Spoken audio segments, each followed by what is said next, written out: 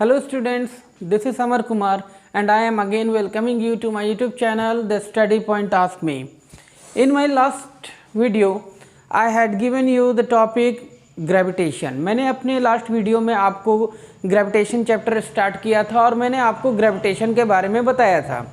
And I am here today with the another very important topic which is the centripetal force. आज मैं आप लोगों के सामने सेंट्रीपिटल फोर्स टॉपिक लेकर के आया हूँ.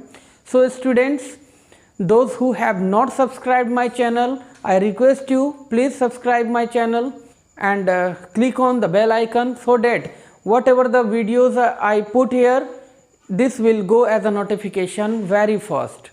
So let's start students. Today's topic is centripetal force which comes under the chapter gravitation. As we know that an object in circular motion keeps on changing its direction.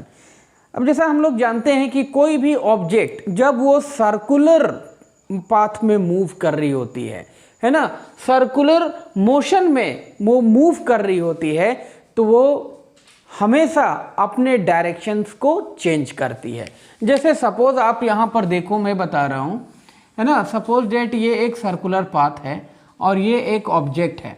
ठीक है, तो ये object जो है अभी किस डायरेक्शन में move कर रही है, ऐसे. अगर ये इसी तरह से डायरेक्शन में मूव करता जाए तो वो कहाँ चला जाएगा, इस सर्कुलर पाथ से बाहर हो जाएगा. लेकिन उसको इस सर्कुलर पाथ में बने रहने के लिए है ना, वो क्या करता है, अपना डायरेक्शन चेंज करता है. यहाँ पर आया, फिर ये सामने ऐसा ना जा करके इधर मूव किया, यहाँ पर आया, फिर ये आगे ना जा करके वो इस तरह से मूव किया. ठीक है, और फिर ये ऐसे ना जा करके इस तरफ से मूव किया.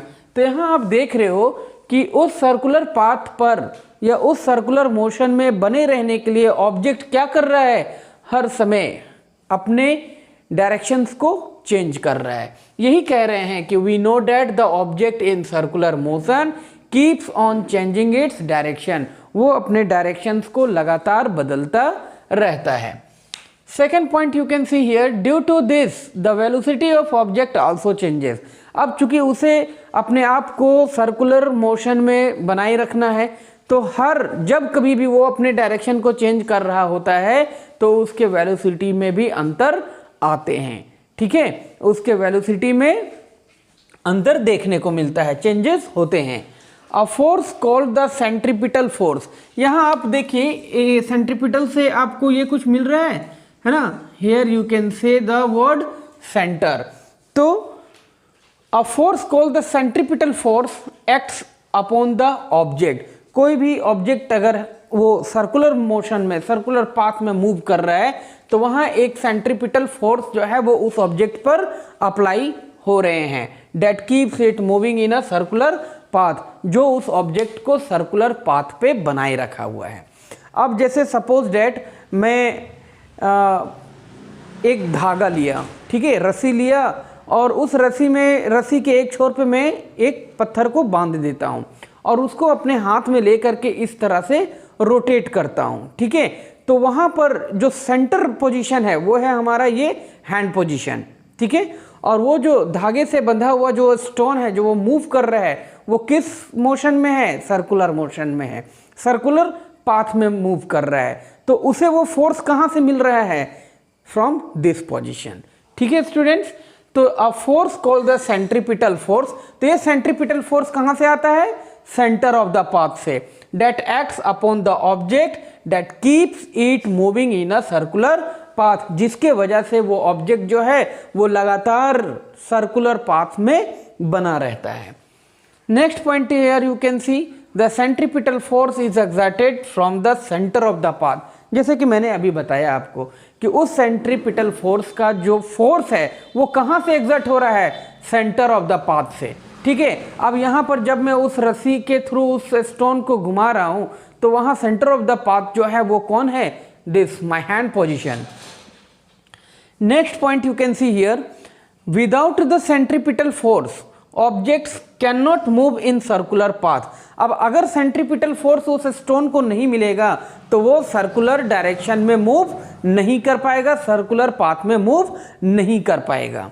They would always travel straight. जैसा कि यहाँ अभी मैंने बताया, अगर इस स्टोन को सपोज डेट यहाँ मेरा हाथ है और ये मैं उस स्टोन को एक रस्सी के थ्रू पकड़कर उसको सर्कुलर पाथ में मूव कर रहा हूँ, ठीक है। अगर मैं उसे मूव जब कर रहा होता हूँ और उसे सेंट्रिपिटल फोर्स अगर ना मिले, है ना, तो जिस पोजीशन पे भी मैं मान लो कि उस स्टोन को रिलीज किया, ऐसे ऐसे घुमा रहा था, और जिस पोजीशन पे भी मैं उस स्टोन को रिलीज करूंगा वहां से वो स्टोन जो है बिल्कुल स्ट्रेट पाथ में चला जाएगा, एक सीधी रेखा में वो चला जाएगा, वो फिर सर्कुलर पाथ में नहीं रह पाएगा। जहां कहीं भी आप रिलीज करिए, आप चाहे तो इसको प्रैक्टिकल करके भी देख सकते हो।